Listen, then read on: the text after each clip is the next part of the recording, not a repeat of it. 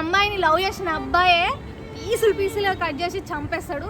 అలాగే ఇంకొక వేస్ట్ గాడు ఉంటాడు, వాడు కూడా ఏంటిదంటే పెళ్లి చేసుకొని మరి ఆమె టార్చర్ అంటే మొత్తం రేపిస్ట్గా మార్చేస్తాడు. ఇంకో అబ్బాయి ఏం చేస్తాడు తెలుసా, వాడు కూడా ఎంత వేస్ట్ గాడంటే తనకు తాను టార్చర్ చేసుకొని చచ్చిపోయే విధంగా చేసేస్తాడు. ఈ సంఘటన చూస్తా అంటే అయితే నాకు కన్నీళ్ళు ఆగలేదు అసలు. మరి అమ్మాయిలను ఇంత దారుణంగా ట్రాప్ చేసి మరి ఇంత టార్చర్ పెడతారా, టార్చర్కి గురి చేసి మరి అమ్మో, అమ్మాయిలు మాత్రం చాలా జాగ్రత్తగా ఉండాలి. పేరెంట్స్ అయితే ఎంత ఏడుస్తున్నారో తెలుసా అసలు. పేరెంట్స్ ఎంతకైనా మన మంచి కోసమే చెప్తారు. నాకు ఇది ఎక్స్ప్లెయిన్ చేయడం రావట్లేదు కానీ మా బావ మాటల్లో అయితే మా బావ మంచిగా ఎక్స్ప్లెయిన్ చేస్తాడు. బావ ఒకసారి రావేనా ఇట్రా. తను ఏదైతే చెప్పిందో ఆ స్టోరీ మాత్రం అక్షరాలంటే అక్షరాల నిజం. ఎందుకంటే అమ్మాయిలు చాలా జాగ్రత్తగా ఉండాలి. ఈ లవ్ అనేది ఏంటిది, మత్తు. ఆ మత్తులో పడ్డం అంటే పైకి రావడం చాలా అంటే చాలా కష్టం. ముఖ్యంగా అమ్మాయిలు అలాగే ట్రాప్ అయిపోతారు.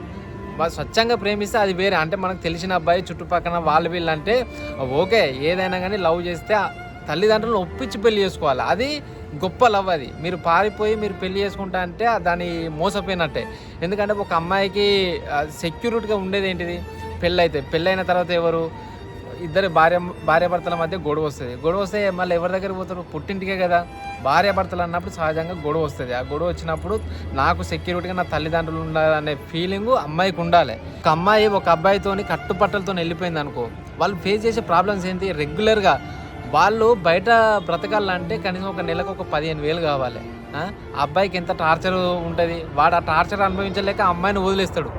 అమ్మాయిది ఏమున్నది, ఏదైనా ఒక ఏదైనా కానీ అది షార్ట్ టైం మాత్రమే. మీరు ప్రేమిస్తే లవ్ చేయండి, లవ్ చేసి తల్లిదండ్రులకు ఒప్పించి పెళ్లి చేసుకోండి. ఇట్లా అనవసరమైన విధవల్ని నమ్మి మీ జీవితాలను మాత్రం నాశనం చేసుకోకండి. ఎంత దారుణం ఉండదంటే సమాజం. అసలు ఆ స్టోరీ చూస్తుంటే నాకు కూడా అసలు కన్నీళ్ళు వచ్చినాయి అసలు. ఎనీవే, ఏ ధర్మమైనా మేము చూసిన స్టోరీ ఏంటిదంటే కేరళ 2 స్టోరీ. అంటే ప్రతి ధర్మంలో ప్రతి మతంలో లంగలు దొంగలు అందరు ఉన్నారు. ఈ మతం మంచిది ఆ మతం మంచిదని కాదు. బీ కేర్ఫుల్, మంచిగా ఉండండి అమ్మాయిలు. ఎవరిని అంత గుడ్డిగా నమ్మకండి. మీ తల్లిదండ్రులు ఎప్పుడైనా మన మంచి కోసమే చూస్తాడు. మనం మంచిగా ఉంటే వాళ్ళు హ్యాపీగా ఉంటారు. అదే కదా, ఫస్ట్ మీ తల్లిదండ్రులను ఒప్పించి పెళ్లి చేసుకోండి. లవ్ చేస్తే మ్యాక్సిమం అరేంజ్ చేసుకోండి.